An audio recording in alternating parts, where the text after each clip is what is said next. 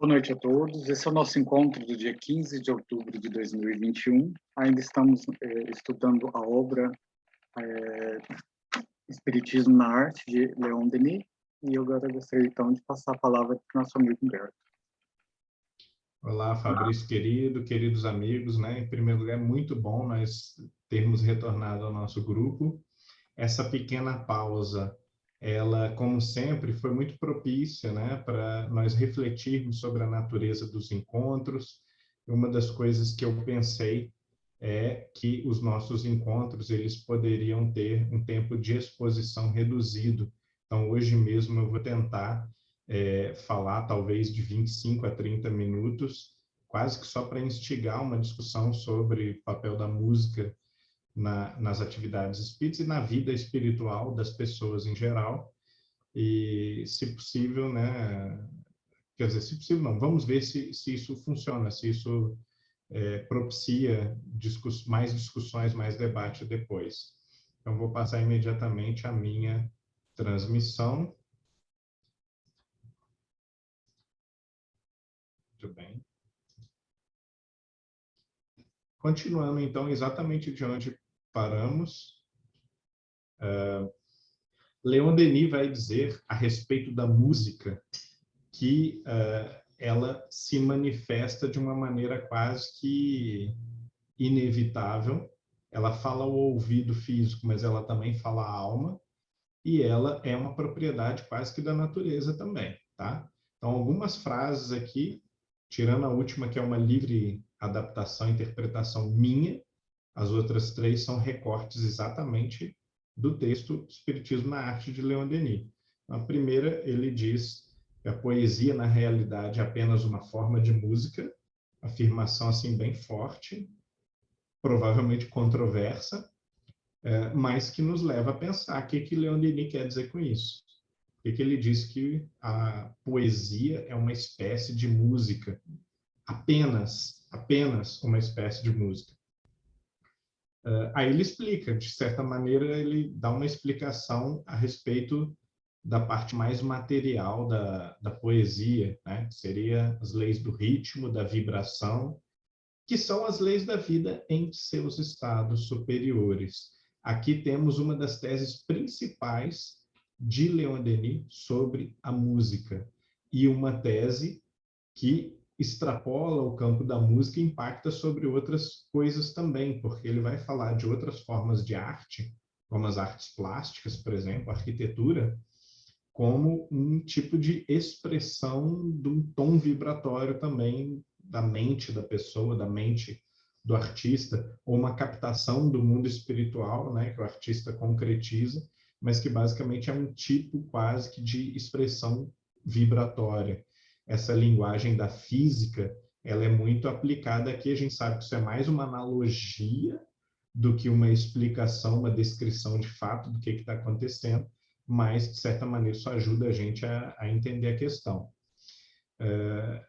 Fica ignorado, de certa maneira, o outro lado da poesia, porque a poesia não é só ritmo, musicalidade, o tom em que é declamado, né?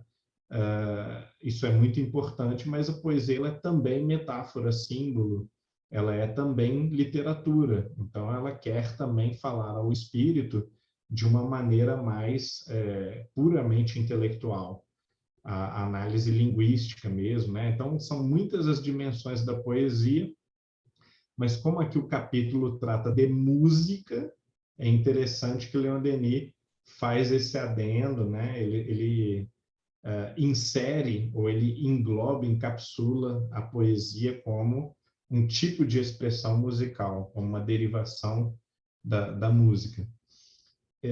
Penso que isso não é muito bom para a poesia, porque além dele reduzir o lado literário, e inclusive o lado artístico da literariedade, da poesia, ele, em várias outras ocasiões, ele vai dizer, por exemplo, que na música, quando se usa palavras, há um decaimento, há uma redução, né? Ele faz uma apologia da música instrumental contra a letra, né? O uso da palavra na música. Então, aqui há algumas decisões ou algumas escolhas a gente não sabe, também podem ser um pouco de época, tá, gente? Imaginem ali que a ascensão da música pop está quase começando naquele período, e isso pode ser, de certa maneira, desconfortável para quem tinha uma concepção de belas artes, uma concepção erudita de música, e, portanto, a inserção do canto ou da palavra mesmo, ela pode ter sido vista ali naquele momento como uma vulgarização. De qualquer maneira, as outras analogias que Leon Denis faz com a questão da linguagem chula, elas são muito adequadas, porque aí já nós estamos falando do aspecto moral da arte, uma questão completamente diferente. Uma outra sentença de Leon Denis: a música, nós sabemos, desempenha papel na inspiração profética e religiosas. Lembram da tese de doutorado do Vicente Rangel, né, que eu referi, né, sobre o daimon, né, as manifestações do daimon na arte ao longo da história da arte? Essa tese trata disso muitíssimo bem, em todas as formas de arte. Também a música, como outras formas de arte, é um tipo de médium ou de catalisador da experiência religiosa, da experiência mística, a bem da verdade propriamente dizendo.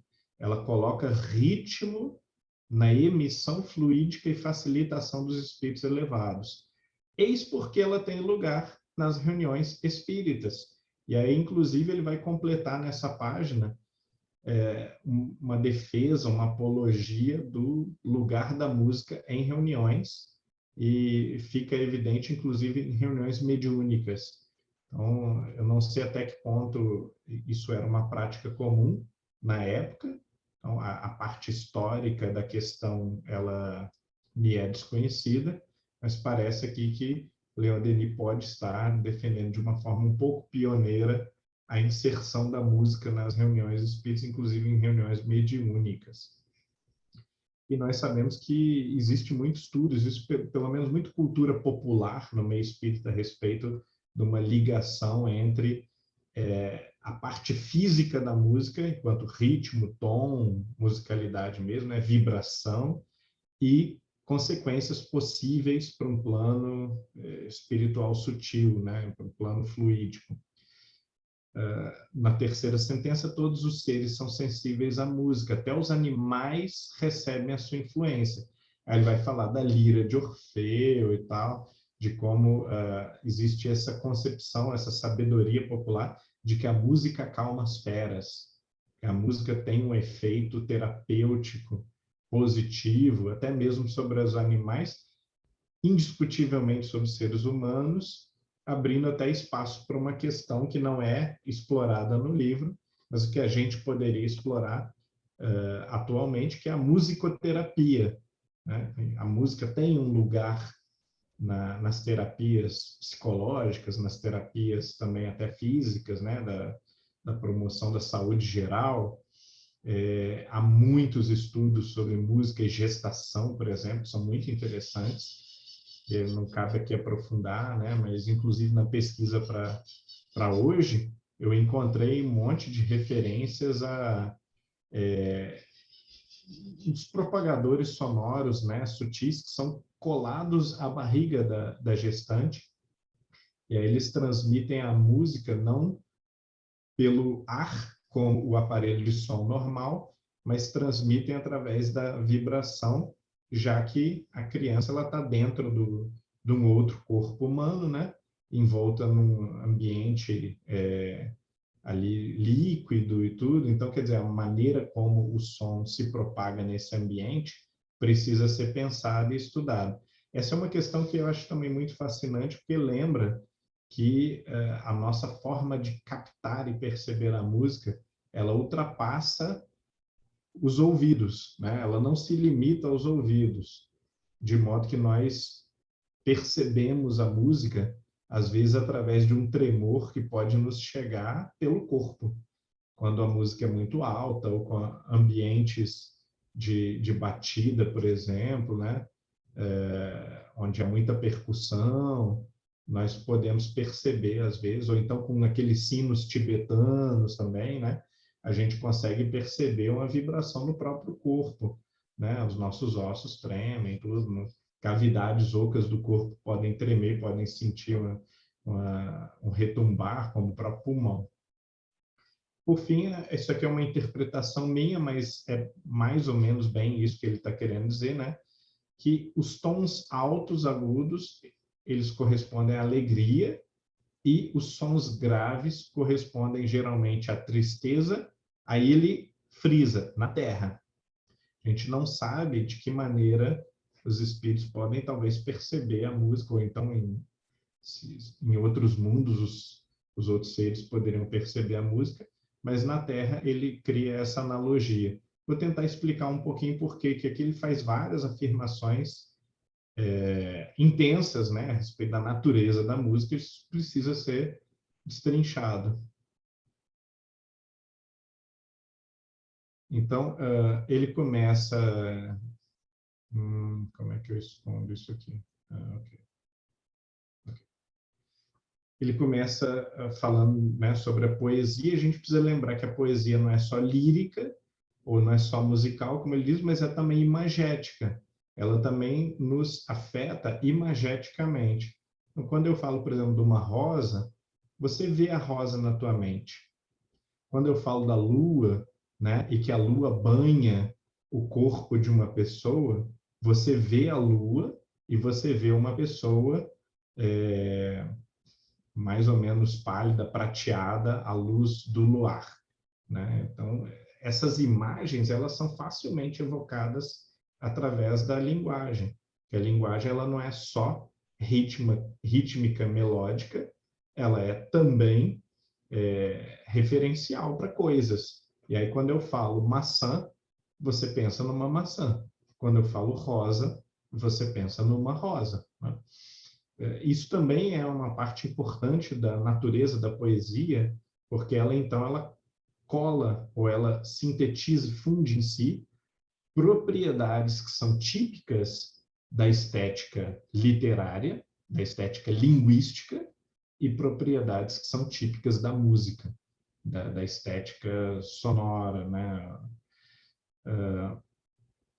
Foi dito também que ela exerce papel na inspiração, na mediunidade, na intuição. Lembrando que no livro dos médiuns, Kardec define a intuição mais ou menos como um tipo de mediunidade, um tipo sutil de mediunidade, ou de faculdade medianímica, né? Algo que está subsumido na faculdade medianímica. Isso não é muito controverso se a gente pensar do ponto de vista multicultural. Quase todas as culturas, elas têm lugar para a música em seus rituais, suas cerimônias religiosas, na sua prática espiritual. Muitas vezes, instrumentos musicais, cânticos ou gestos sonoros, né, que não têm significação linguística, eles são muito comuns na realidade da vida religiosa. Bom, foi também dito que a música afeta todos os seres. Então, não há seres que não são musicais. É claro, há seres surdos, mas não há aquele preconceito, né, ou talvez até um pouco de elitismo cultural, quer dizer que há algumas pessoas que não têm ouvido, elas não nasceram com o ouvido para a música. Muito provavelmente, as pessoas só não receberam educação musical, consciência, né, de que maneira se dá a comunicação musical, de que maneira se dá o entendimento musical e a fruição musical. Mas não é que elas tenham nascido sem essa qualidade ou sem a capacidade de apreciar. Bom, aqui nós temos uma consideração possível sobre a influência da música enquanto algo que é físico sobre o corpo. O corpo possui múltiplas cavidades. Além de possuir cavidades, o corpo ele tem essas cavidades preenchidas por substâncias ou materiais. A gente pode não gostar muito de pensar nisso, né? Mas nosso corpo é preenchido por materiais de diferentes consistências. Então, existe toda uma relação física direta com o som e, consequentemente, com a música, na medida em que a música é um som. É uma propagação de onda sonora, né? Que atravessa ar, atravessa líquido, né? Se propaga no líquido, se propaga no sólido, de maneira que aqui tem uma imagem de uma água tremendo, porque o sujeito pôs um som alto do lado de um espelho d'água e o mero som faz com que a água se movimente, né? Perceptivelmente. Claro que todo som movimenta de alguma maneira a água, mas às vezes de maneira imperceptível para nós. Então, quando o som é alto, forte, dependendo do tipo de som, ele é capaz de produzir um movimento visível na água. Você vê a onda alterando a estrutura molecular ali daquele espelho d'água. A mesma coisa acontece dentro do nosso corpo. Quando a música é alta o suficiente, nós percebemos partes do nosso corpo, geralmente essas cavidades ocas, né? Ou essas cavidades não ocas, mas preenchidas por substâncias mais líquidas ou menos densas, tremerem, né? Às vezes parece até que os ossos também reagem, né? Os músculos, mas principalmente essas cavidades ocas, assim, então a gente pode sentir a vibração sonora na garganta, no peito, na barriga, na cabeça. A gente pode até não sentir, mas uma das grandes questões científicas hoje a respeito do som e da música é em que medida essas sensações imperceptíveis e inconscientes não estão afetando o nosso juízo. Porque às vezes você não sente, você não percebe que certas partes do seu corpo estão vibrando no tom daquela música, né, na frequência daquela música, mas elas estão e você tem algum tipo de reação. E, inclusive, há estudos que falam de alterações sensoriais graves, como, por exemplo, músicas mais estridentes, elas podem, ou então músicas graves mais atonais, alguma coisa assim, elas podem fazer com que o teu paladar fique mais amargo. Então, você prova alguma coisa e tem a sensação de que a comida está um pouco mais amarga. Imaginem isso. Né? Isso é uma coisa bem documentada, há suficiente evidência já para a gente afirmar esse tipo de coisa. Por outro lado, músicas mais agudas e bem tonais, né? Como, por exemplo, Parelise de Beethoven, né?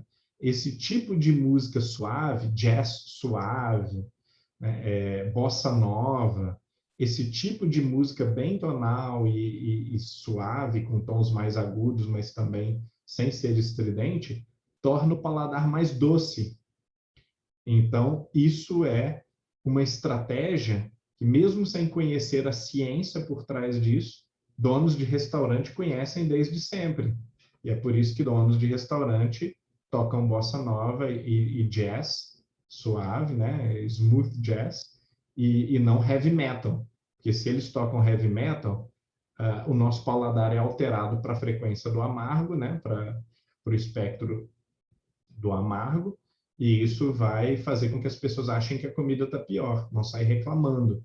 Mas se elas estão escutando bossa nova, por exemplo, ou música clássica, elas tendem a sentir as coisas com mais sabor adocicado e ter uma experiência, em geral, melhor, só do ponto de vista do paladar. Então, quantas outras coisas podem não ser afetadas, até no nível mental, psicológico, emocional, por essas vibrações que, afinal de contas, atravessam todo o nosso corpo. Isso só para a gente considerar a música do ponto de vista físico, né? Quanto propagação de ondas. Claro, muito mais interessante é a gente discutir a música do ponto de vista intelectual, sentimental e espiritual. E aí eu refiro, né, esse que é talvez o maior de todos os filósofos estéticos, né, filósofos da arte do final do século XX, começo do século XXI, recém-falecido, né, que é o Sir Roger Scruton, num livro que é um ícone, né, desse assunto, que é o compreensão da música, ou compreendendo a música, né? E nesse livro, Roger Scruton diz que existe uma diferença entre o barulho ou um som, como uma propagação física de um choque de duas coisas batem e isso faz um som, e o som enquanto uma qualidade percebida e uma qualidade da consciência, como um lá, um si, um fá, né, que nós identificamos intelectualmente, classificamos e agrupamos esse som não enquanto uma consequência das leis da física, mas sim enquanto um tipo de percepção e sensação que esse som específico nos provoca. Então, é uma leitura puramente mental do som. Aí ele vai falar que, bom, o que é a música? Aquilo que nós chamamos de música é uma lógica, ou é uma racionalidade, é uma estrutura extremamente clara, objetiva e racionalmente explicável a respeito desses sons, não enquanto propriedades físicas, mas enquanto percepções e sensações, né? Enquanto qualia, né? Que é a linguagem que a filosofia da mente usa para descrever esses objetos mentais. Os objetos são puramente mentais ou puramente subjetivos. Então, a música seria uma interpretação, uma linguagem ou uma lógica aplicada a essas sensações. Por isso, algumas pessoas dizem o seguinte: a música ou a arte ela não é racional, ela é só o sentimento.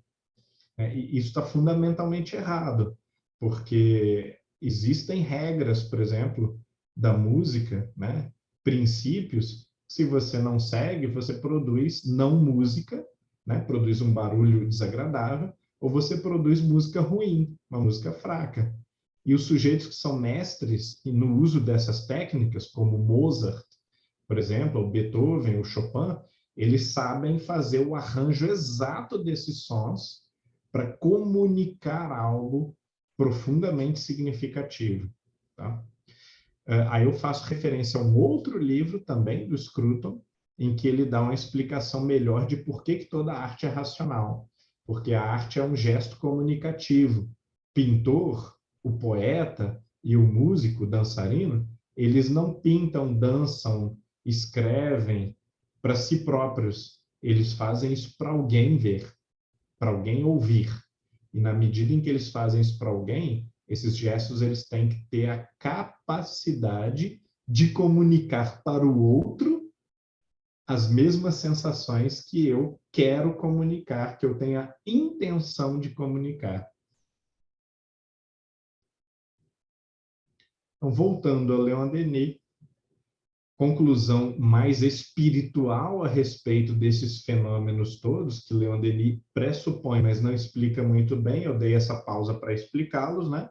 A música é a voz dos céus profundos, no espaço tudo se traduz em vibrações harmônicas. Né? Essa é a alta filosofia, ou a pressuposição filosófica da afirmação anterior, de que todos os seres eles estão dispostos à música, eles são afetados à música, que ela é uma coisa muito importante, uma parte importante da composição do universo, da realidade. Tá? Ele fala também num fenômeno muito típico, que é um fenômeno mediúnico, que é a música ouvida por moribundos, pessoas em leito de morte, por exemplo, ouvem cânticos, sinfonia, né? Isso é tão comum que é catalogado na cultura popular como o cara já está, fulano está ouvindo o canto dos anjos, né? Quer dizer, está preparado para morrer, está quase morrendo. Como também é ouvida pelos estáticos, pelos místicos em processo de desdobramento, de êxtase ou em experiência fora do corpo. Então, isso é bem catalogado em várias culturas. Né? Outras culturas, como, por exemplo, a cultura hindu, vai falar muito a respeito também de odores mediúnicos, né? Mas essas grandes experiências espirituais, elas costumam estar relacionadas à audição de sons, né? Ou de uma harmonia, de uma vibração que é bela, que é percebida pela alma como bela. Isso é muito interessante, né? E aqui eu vou terminar lendo a página 110. Tem também um trecho sugestivo. Toda ela é interessante, mas esse trecho aqui é muito importante. Isso porque, para produzir obras geniais, capazes de elevar as inteligências até os pontos mais altos do pensamento, até o ideal da beleza perfeita, é preciso inicialmente criar a si mesmo, edificar sua própria personalidade, torná-la capaz de experimentar, de compreender os esplendores da vida superior e a eterna harmonia do mundo. Quer dizer, por que é preciso ser sensível, ou ser gênio, ou ser uma alma nobre e elevada, para exprimir e transmitir para o outro a elevação? Claro, porque sem ser nobre e elevado, você não pode ser médium de uma mensagem nobre e elevada. Isso nós sabemos através da mediunidade, nós sabemos através da competência de qualquer área, nós sabemos através dos grandes gestos morais, do que nós chamamos de santos, né? Nós sabemos que eles só são capazes de executar aqueles feitos de Martin Luther King se eles forem pessoas como Martin Luther King, como Gandhi, né? Não é possível executar esses feitos sendo um sujeito frívolo, sendo um sujeito superficial, sendo um sujeito mau, por exemplo, vicioso, né? Escravo das paixões. Só é possível realizar esse tipo de feito sendo um espírito com força, com potência, com tônus espiritual, com bagagem. E isso também vale para o artista. Que forças, que emanações, que consolações, que esperanças podem passar a outras almas se nós mesmos temos apenas obscuridade, dúvida, incerteza e fraqueza? Que tipo de convicção você transmite ao falar, por exemplo, né? Na oratória espírita, que muitas vezes é apenas oratória. O sujeito não tem nada, não tem conteúdo para transmitir. Então, são palavras belamente arranjadas, mas que não transmitem nenhuma convicção. Você sai daquilo com aquela sensação de, legal, mas não sei, não sei se eu entendi direito. Essa sensação desagradável, ela vem do fato de não ter havido comunicação efetiva. O que se poderia esperar de espíritos céticos, fechados a todas as impressões elevadas, surdos a todas as vozes e a todos os ecos do além, né? Eles vão produzir obras enriquecedoras, enaltecedoras do espírito, né? Se são espíritos apagados, isso é um questionamento puramente lógico, não é nem um juízo de valor, né? A miséria estética da nossa época explica-se pela impotência da alma contemporânea em conceber uma fé esclarecida, uma concepção maior e mais elevada da beleza universal. Voltamos à filosofia. Se não podemos conceber algo de nobre, bom e elevado, se a nossa cultura, a nossa época, para tudo olha e a tudo julga como perverso, como feio, como injusto, como errado, como inadequado, uma consequência absolutamente inevitável dessa filosofia pessimista é que a nossa arte ela vai ser envilecedora, ou na melhor das hipóteses, ela vai ser estéril. Ela não vai produzir enobrecimento, ela não vai elevar e produzir o contato com o divino. Para produzir esse contato, é necessário que o artista seja não apenas competente artisticamente no sentido técnico, é preciso que seja um espírito consciente, capaz, experiente e que principalmente tenha uma visão de mundo, uma filosofia que o leva a adorar a criação e a louvar o Criador. Então, é absolutamente fundamental para o artista ter uma visão de mundo. E é por isso que continua sendo relevante, me parece, o tema da arte espírita, ou do espiritismo na arte. Porque se o espiritismo é capaz de produzir uma visão de mundo sóbria, animadora, otimista, empolgante, idealista, então, essa visão de mundo fatalmente terá repercussão sobre o nosso fazer artístico, se nós temos algum tipo de fazer artístico, algum tipo de atividade artística. Podemos abrir para o debate, então.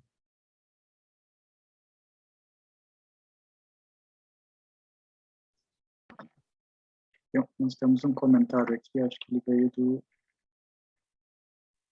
Aldair. Na Revista Espírita de março de 1869, o artigo A Música e as Harmonias Celestes, o espírito Rossini tende a definir a harmonia e escreve: a alma é apta a perceber a harmonia fora de todo concurso de instrumentação, como é apta a ver a luz fora de todo concurso de combinações materiais. O espírito que tem o sentimento da harmonia é como o espírito que tem a quitação intelectual. Um e outro gozam constantemente da propriedade inalienável que conquistaram. O espírito inteligente, que ensina suas ciências que ignoram, experimenta a felicidade de ensinar, porque sabe que torna felizes aqueles a quem instrui. O espírito que faz ressoar no éter os acordes da harmonia que nele está, experimenta a felicidade de ver satisfeitos os que escutam. O compositor que concebe a harmonia e a traduz na grosseira linguagem chamada música, concretiza a ideia e escreve-a. O sentimento, no compositor, é a harmonia. A sensação no ouvinte também é harmonia, com a diferença de que é concebida por um e recebida pelo outro. A música é o médium da harmonia. Ela a recebe e a dá. Como refletor é o médium da luz, como tu és o médium dos espíritos. Uau! Tem umas mensagens que realmente não sobra nada, né? A Andréia também estava com saudades dos encontros. Mas eu acho que é o mesmo tom aqui do Leon Denis, né? O Leon Denis, ele tem uma linguagem de uma época bem diferente. E eu acho que ele, no livro todo, ele se sente um pouco na obrigação de dar explicações mais técnicas para como isso acontece, mas me parece que uma das intenções do livro é executar isso que Rossini está narrando aqui, né, ou descrevendo numa linguagem mais abstrata um pouco, né, menos focada no objeto mesmo. A minha apresentação ela foi ainda mais focada no objeto do que a do Leon Denis, né? Tentei separar som enquanto uma manifestação física do mundo da física, né?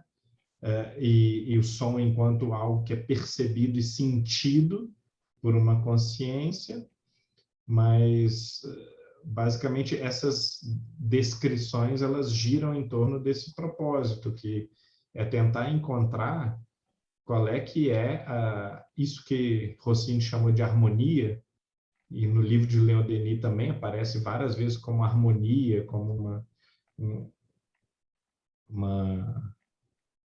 uma música sublime, mas por trás da palavra música, que seria um médium também, ele está falando de algum tipo de harmonia. É um estado de alma, mas é um estado de alma que não é só intelectual. Tampouco ele é só sensorial, né? Esse é um dos erros fundamentais do nosso entendimento ou da nossa falta de entendimento da música. É fazer uma leitura anti-intelectual da música e falar, não, a música é só sentimento, só emoção. Bom, então não estude música para ver que maravilha que sai, né? A gente sabe que as consequências são muito claras, né? E a música é, na verdade, muito regrada. São regras assim extremamente claras e definidas. E, por exemplo, a gente não aprende a escrever copiando, mas a gente aprende a tocar copiando. Então, eu tenho que tocar tantas mil vezes músicas conhecidas de Bach, de Beethoven, de Mozart, até ter o domínio da técnica. Mas a gente não aprende a escrever copiando Drummond, copiando Fernando Pessoa, copiando Machado de Assis, copiando Shakespeare, né? Eu não copio Shakespeare 20 vezes e aí depois vou escrever o meu livro. Mas eu leio até várias vezes e antigamente, até na Idade Média, existia essa concepção, né? É bom você traduzir, porque ao traduzir você vai copiar, mas com outras palavras, você vai ser forçado a um entendimento profundo, vertendo do grego para o latim, do latim para o alemão, seja lá o que for, você vai ser forçado a um entendimento profundo daquelas palavras, daqueles argumentos, né, da lógica interna do texto. Mas, em geral, o músico ele é muito mais cobrado em termos de excelência da execução e desenvolvimento de técnica, que depende dessas cópias do que o escritor, por exemplo, um pensador, um orador, né? A gente não aprende a fazer palestra copiando. Bom, tem até gente que tem, mas em geral a gente não aprende copiando o discurso de outros oradores, né? Vou assistir uma palestra do Divaldo e vou copiar palavra por palavra, mas a gente toca Bach muitas vezes até a gente conseguir compor algo original com qualidade. Então, quer dizer, é uma atividade absurdamente regrada, onde não apenas há regras, mas há também uma tradição que precisa ser conhecida nos detalhes para que a gente tenha o domínio daquela técnica. Então, como que é só sentimento e emoção? É óbvio que a parte intelectual e a parte, inclusive, lógico-racional, ela é muito grande. Entretanto, quando os espíritos ou quando os autores espíritas falam de harmonia, não é só a parte intelectual também. É um casamento e uma coincidência perfeita entre esse entendimento intelectual profundo da harmonia e um sentimento ou uma sensação correspondente que é propiciada porque a harmonia já está arranjada intelectualmente. Tudo é inteligência na criação, né? Deus é inteligência suprema e não é inteligente só nos dias de semana e aposenta ou deixa a inteligência no cabide no sábado. Então, tudo é organizado de maneira inteligente, de maneira lógica. Bom, os sentimentos e as sensações também são organizados de maneira lógica. Quando eles aparecem aleatoriamente na nossa vida, a gente tem a sensação de que sentimentos não são lógicos.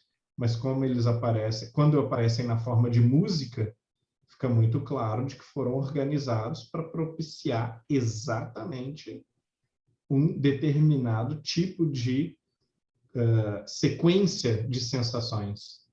E essa sequência ela é pensada conforme uma lei maior, um princípio espiritual maior, que é o princípio da harmonia. Assim como o nosso comportamento, ele é todo regrado conforme o princípio da moralidade. A gente quer o quê? A gente quer fazer a coisa certa e não errar, e não ser escravo das paixões, dominar as nossas paixões e administrá-las de uma forma produtiva. Bom, como é que você faz isso? Você faz isso regrando o comportamento do dia a dia de cada minuto, não dando espaço ao desequilíbrio, não dando espaço à perturbação. Luiz, pode falar, Luiz. Ok, obrigado, Fabrício. Humberto, eu quero fazer um comentário e te ouvir a respeito do seguinte: uma coisa que me inquieta é com relação a essas propostas de definição do que seria uma música elevada. Eu vejo dificuldade nisso, porque enquanto você tem alguém que ouve uma ópera e se extasia ali, vai ter outro alguém que acha aquilo super chato, mas que consegue sentir a alma elevada a partir de uma música popular brasileira com uma letra que tem uma poesia bacana e que tem uma instrumentação que que seja significativa, enquanto o outro vai ouvir talvez uma melodia mais suave de uma banda até de rock, mas que traz na sua musicalidade alguma coisa que mexe com a alma, que traz calma, consegue trazer harmonia para esse indivíduo. Então, são tantas nuances que eu fico pensando assim, a música por si só seria um fator determinante para que a partir dela a gente possa considerar que ela é uma música elevada, ou isso talvez devesse surgir a partir de uma interação alma e o indivíduo e o que ele ouve, o indivíduo e o que ele apreende, o nível de consciência em que ele está, a partir de que ponto ele, absorvendo aquela melodia ou aquela harmonia, ele vai conseguir viver algum tipo de transcendência.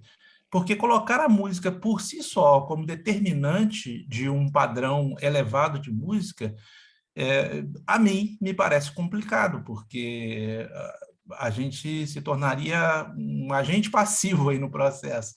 E como seres pensantes que somos, e seres que sentem, né? Somos seres sencientes, a gente precisa participar do processo. Eu creio que haveria aí gradações, né? Isso dificulta muito, para mim dificulta esse entendimento. Conseguiu entender alguma coisa?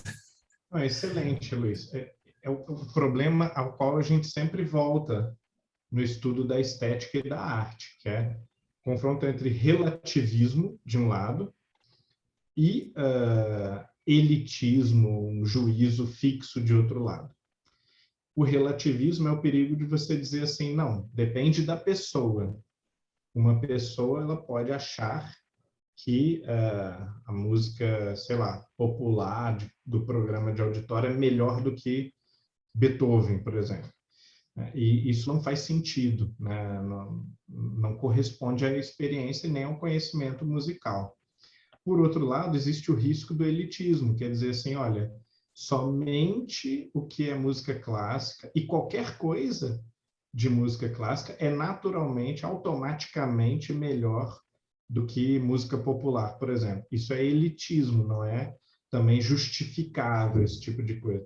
Como que você separa? Eu diria o seguinte, para não ser preconceituoso, só tem um recurso sempre. Observar os resultados práticos. Aí não tem como você ser preconceituoso. Observe o resultado prático daquela música no coração das pessoas, na consciência das pessoas, e você vai poder julgar com base na experiência, não com base numa pré-concepção. Que eu gosto de música clássica, eu gosto de ópera. Acontece que a ópera, obviamente, ela exige um estudo cuidadoso e uma erudição enorme para você começar a apreciar. Então, o que acontece? Há pessoas que fingem que gostam de ópera, para não parecer ignorantes, e há pessoas que detestam, que odeiam, e não obstante são ótimas pessoas.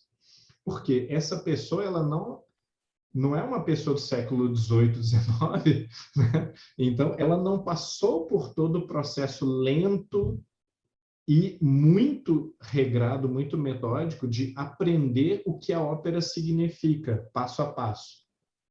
Ela não foi obrigada a aprender isso, nem é obrigada a se acostumar a isso. E aí, o que faz? Ela liga lá no YouTube e tal, ela entra de susto numa ópera e ela não entende nada do que está acontecendo e aquilo é uma sobrecarga sensorial que não faz sentido para ela. Naturalmente, ela não vai conseguir apreciar. Dizer que é fraco ou ruim ou que não afeta é diferente, porque é claro que essa afetação ou seu juízo sobre a ópera passa por ter essa erudição, né? Ter tido um bom anfitrião, ou um bom mestre, ou alguém que te introduziu a ópera adequadamente.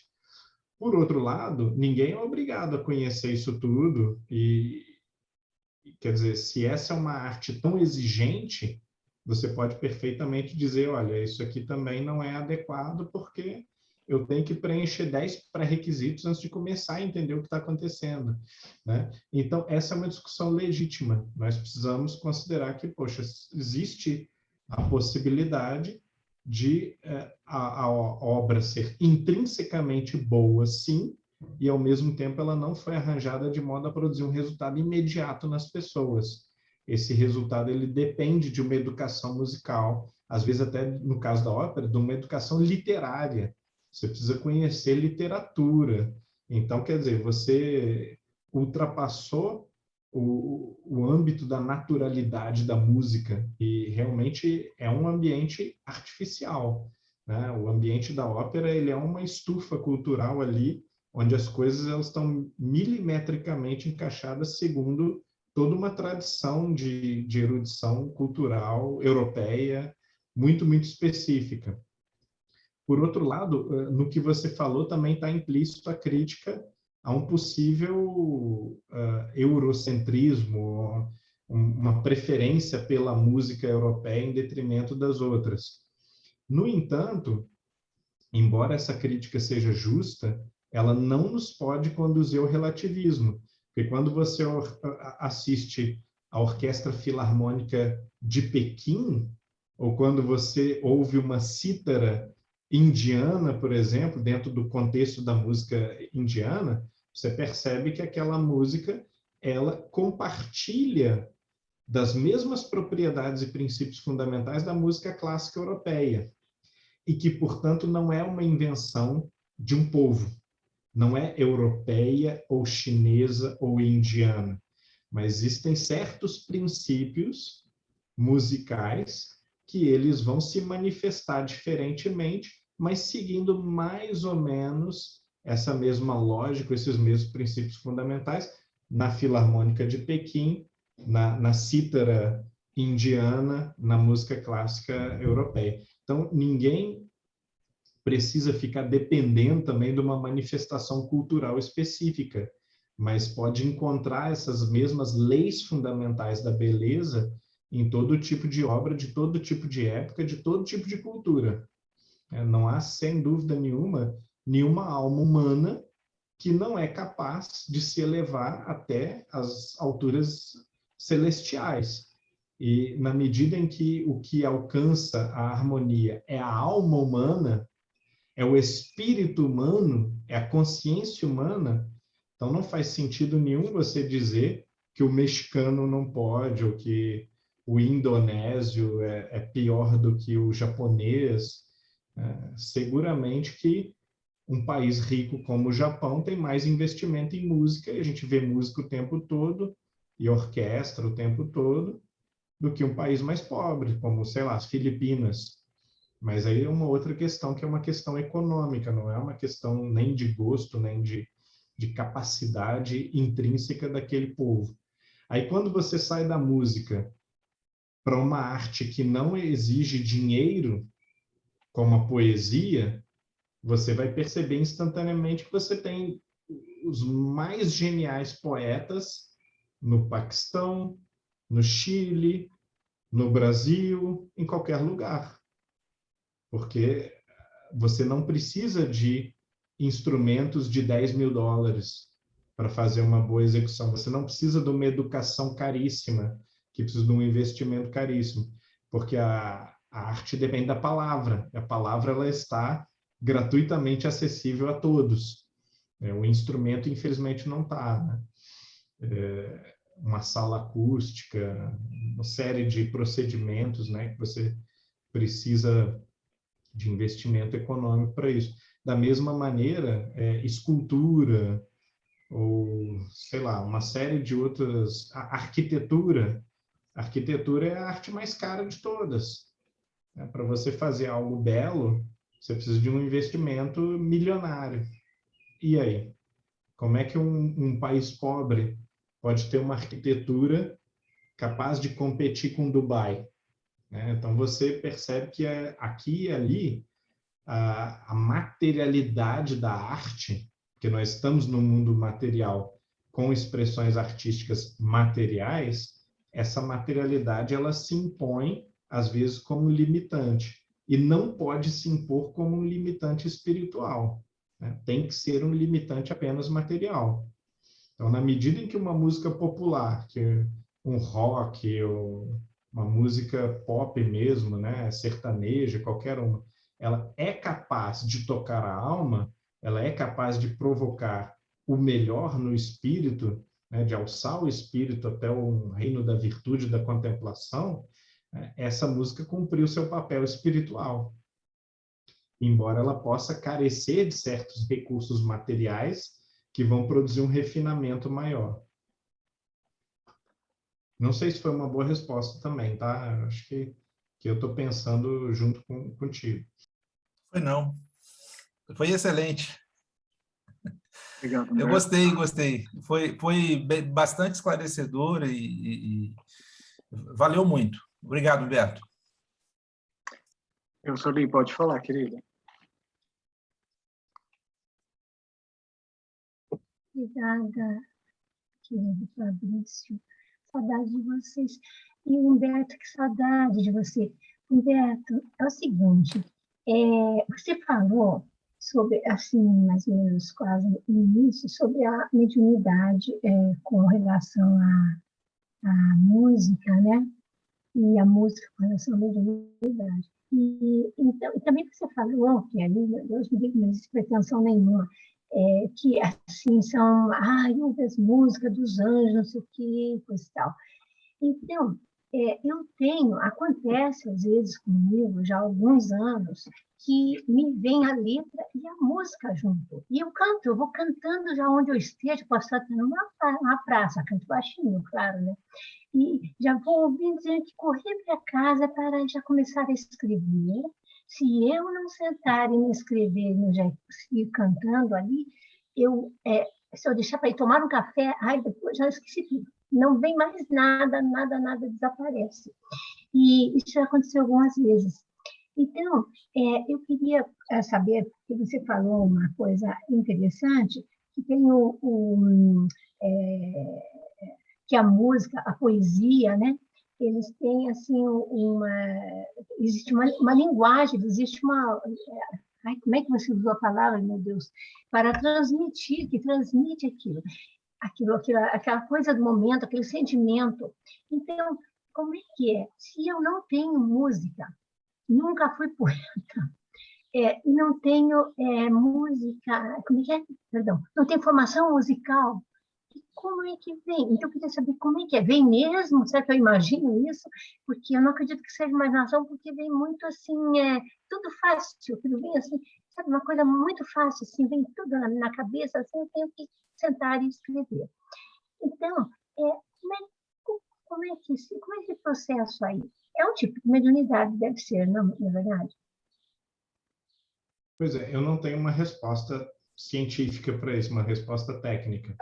Mas eu diria o seguinte, me parece não haver nenhum impedimento, nem, digamos, em doutrinar, né, nos princípios espíritas, nem um impedimento fenomênico, né, para que uma pessoa possa ser apenas espectadora de algum tipo de sensação espiritual.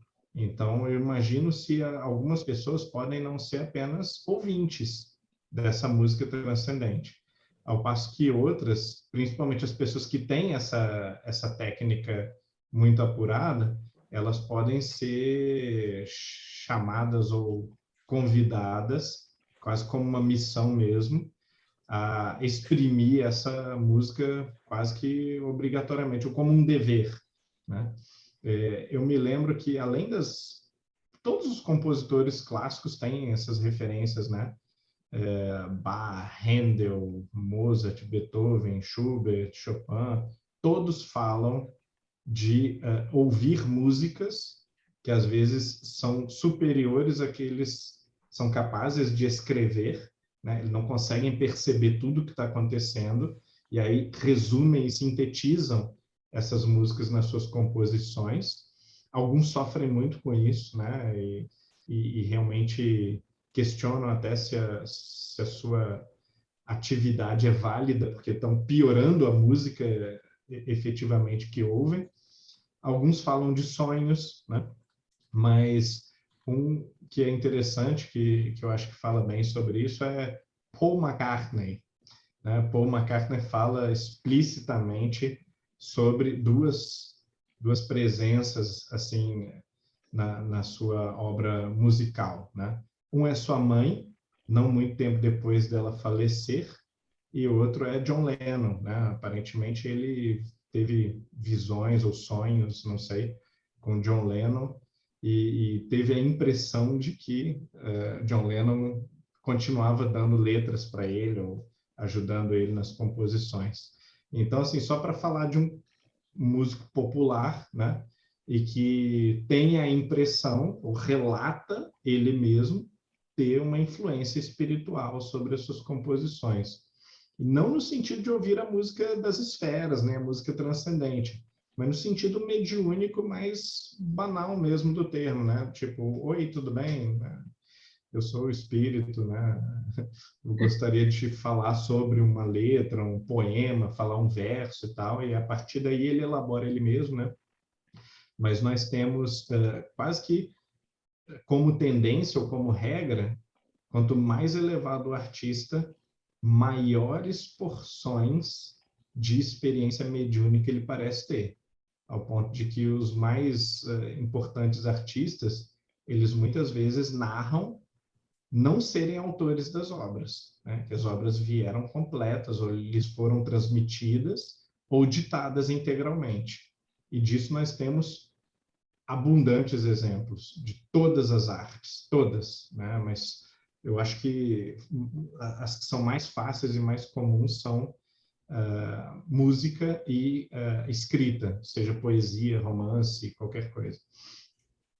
Então, você sabe, são músicas assim de fundo doutrinário mesmo, sabe? Então, assim, pode se cantar num centro, numa reunião, então é mais assim dessa forma. Não são músicas, imagina, né? Eu acho que eu me expressei mal. Não são músicas de gênios clássicos, não, nada disso. Assim, mas são lindas porque e vem assim é muito claro que vem aquilo. Então eu fico pensando, meu Deus do céu, que coisa mais linda, da onde que vem? E geralmente relacionado, Humberto, por exemplo, houve um evento uma semana antes, e eu estou enlevada com aquele evento, com a palestra, então eu estou assim sabe, naquela sensação maravilhosa. Então pode acontecer. Ou então que eu estou assim me sentindo muitíssimo bem demais, assim que eu estou me doando, dando passe e tudo mais. Então eu sinto que naquele dia pode acontecer, e acontece mesmo. Às vezes me toma de surpresa, porque às vezes eu estou fazendo alguma coisa, tenho que largar o que eu estou fazendo para correr, para escrever. Senão, esquece mesmo, sabe? É nesse sentido. O fenômeno da inspiração é mais comum do que a gente pensa, né? Procurem ver as histórias dos compositores de hinos de igreja. Quase que invariavelmente narram fenômenos, pelo menos de inspiração desse tipo. Obrigado, Humberto. Odair, pode falar aqui. Oi, Humberto. A minha pergunta é meio na linha desse artigo da Revista Espírita, né? As suas últimas duas respostas vêm bem ao encontro aqui desse artigo, que, por sinal, eu gosto muito. Então, o espírito aqui, Rossini, coloca, né, que a harmonia teria a ver com o sentimento, né? E às vezes, quando você relatou que um determinado artista ou compositor tem dificuldade, né, de transformar, né, aquela inspiração, aquele sentimento da harmonia que ele teve a percepção, e colocar aquilo realmente no papel, né, e transformar aquilo na linguagem da música. Então, eu achei que casou bem o que você colocou nas duas respostas com esse artigo. E nesse artigo, no finalzinho dele, fala assim: a moralização dos homens exercerá uma grande influência sobre a música. Produzirá mais compositores virtuosos que comunicarão suas virtudes, fazendo ouvir suas composições. E, por outro lado, os ouvintes, né, aí menciona o Espiritismo, que o Espiritismo tiver preparado, ou seja, né, provocando aquela elevação moral necessária para receber facilmente a harmonia, sentirão, ouvindo música séria, um verdadeiro encanto, Então, por essa frase, eu queria que você comentasse.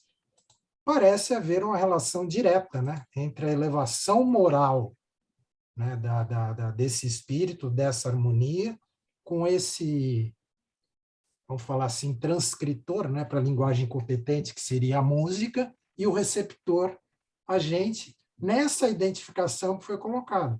Que às vezes uma harmonia numa música, voz e violão, ou só violão, nos transmite uma sensação maravilhosa. Tanto quanto, às vezes, você estando numa sala acústica com uma orquestra filarmônica e das mais renovadas. O que você acha disso? Esse é um terreno muito perigoso, porque nós, espíritas, nós temos uma tendência a uma interpretação platônica da beleza. A interpretação platônica, embora ela seja muito boa, e talvez seja a melhor interpretação, talvez, ela é muito abstrata, muito diáfana. Ela não explica exatamente o que é a beleza. Ela só diz, olha, é uma coisa tão transcendente mesmo, é uma coisa que justamente supera todas as nossas categorias explicativas, que é quase que uma experiência. Você tem uma experiência com a beleza, uma iluminação, e a partir dessa iluminação você tenta, de alguma maneira, transmitir um eco da beleza, ou refletir, né, do sol um raio, uma certa quantidade de luz, que é sempre mais pobre do que a fonte original. Então, me parece que o discurso estético espírita em Kardec e também em Leon Denis, portanto, 99,9% do discurso estético que a gente tem no meio espírita, dentro da filosofia espírita, da visão de mundo espírita, porque nós temos muito pouco desenvolvimento nessa área, me parece que esse discurso ele assume um pouco esse tom platônico. E, por outro lado, a filosofia da arte e a estética, na tradição, né, filosófica geral, ela evoluiu muito e ela é, às vezes, muito específica, assim, fala de detalhes muito específicos da nossa capacidade de apreender, como os sentimentos se modulam, como as relações, as sensações se relacionam com o entendimento da obra de arte, daquilo que está acontecendo. Ao mesmo tempo, a gente sabe que tem o problema do relativismo, que é um problema sério, a gente precisa lidar com ele o tempo todo. Então, eu tenderia a te dar uma resposta positiva com todas essas ressalvas, né, de que nós não fizemos ainda um investimento sério em filosofia da arte e filosofia estética dentro do pensamento espírita, né? O que nós temos de melhor é Leon Denis, que detalha mais os pensamentos que já estão nas obras de Kardec, mas esse é um pensamento que ainda ele é muito rústico. Ele reflete principalmente o platonismo, mas ele não explica o que é essa harmonia transcendente, né? Ele quase que pressupõe que é inefável, que é indizível, que é impossível de descrever. E a partir daí fala de como o artista reproduz isso na prática. Mas isso, veja bem, isso é mais uma mecânica da produção artística do que uma explicação do que é o belo, do que é a arte em si. Qual é o objetivo final da arte. Por outro lado, como eu disse, Platão é um dos melhores pensadores de todos os tempos a se dedicar à questão da beleza, da harmonia e da arte. Eu acho que ele captou uma coisa, pelo menos, que é absolutamente certa, fundamental e verdadeira nessa questão, que é o fato de que a beleza perpassa todas as coisas. Não é uma propriedade de algumas coisas, mas é uma propriedade da realidade. O que existe é belo, em alguma medida, na medida em que existe, porque todas as coisas elas promanam de uma fonte divina que é boa e bela. Então, não há possibilidade de um ser estar completamente destituído de bondade, de verdade e de beleza, porque todos os seres são reflexos ou fagulhas dessa fonte, que é a verdade pura, a beleza pura e o bem puro. Então, de alguma maneira, nós precisamos entender essa harmonia, ou essa beleza, diz Platão, em analogia com a divindade, né? Com uma espécie de emanação pura, superior, e que a alma precisa crescer, precisa subir às alturas celestiais, às alturas divinas, para corretamente contemplar essa que não é mais do que uma característica da divindade, a beleza. Assim como o bem. O entendimento do bem perfeito, ele não existe na cabeça dos filósofos morais ou dos filósofos éticos. Ele existe na alma dos santos, aqueles que reproduzem a centelha criadora na forma do bem, né? Com as propriedades que o bem tem em Deus, né? Isso o santo reproduz, né? O espírito elevado, o espírito bom. E isso é mais do que o discurso sobre o bem. Da mesma maneira, a beleza é muito mais do que o domínio das técnicas musicais ou de pintura, ou o domínio do discurso sobre a beleza, que é o que a gente está fazendo aqui, uma filosofia da beleza, filosofia da arte. Apresentar a beleza é muito diferente da gente fazer esse discurso que a gente está fazendo, ou mesmo da gente dar aula de piano, ensinar as técnicas do piano.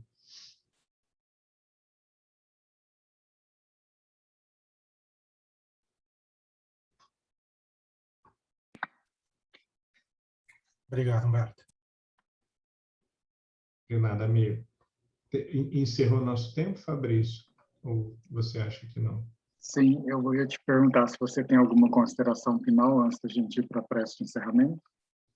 Não, não teria. Então, assim, eu agradeço a oportunidade para falar de novo desse livro tão interessante, tão instigante, né? Mal estudado, que é o Espiritismo na Arte. Hoje nós o encerramos, mas não o esgotamos. Então, ficam todos muito bem convidados a continuar a leitura, continuar os debates, trazer para o grupo ali, a gente tem um grupo agora de discussão de texto, né? Fazerem estudos sobre o assunto, e eu espero que os nossos encontros tenham, no mínimo, instigado a isso e mostrado que não é um tema anexo, né? Que estética e arte não são temas colaterais e acidentais do pensamento espírita, mas são temas que merecem a nossa máxima atenção, nossa máxima seriedade, para que sejam incorporados corretamente e para que exerçam o papel que tem que exercer. Né? Tem um papel, evidentemente, na elevação do espírito, na ilustração do espírito, na aproximação do espírito de Deus, né, em relação a Deus. Obrigado. Então, hoje nós vamos lá para a Alemanha e convidar a nossa querida Olímpia para fazer nossa prece de encerramento. Ok.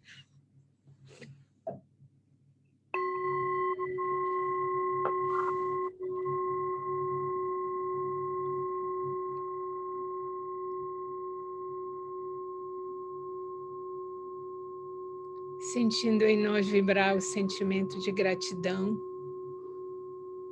por este momento que estamos reunidos, né, entre amigos em diferentes pontos do planeta, tentando nos conectar com essa beleza, com essa harmonia, com essa harmonia do belo, que já se apresenta na própria natureza, em todos os seus quadros, como a própria beleza infinita, esse belo infinito que é da criação divina.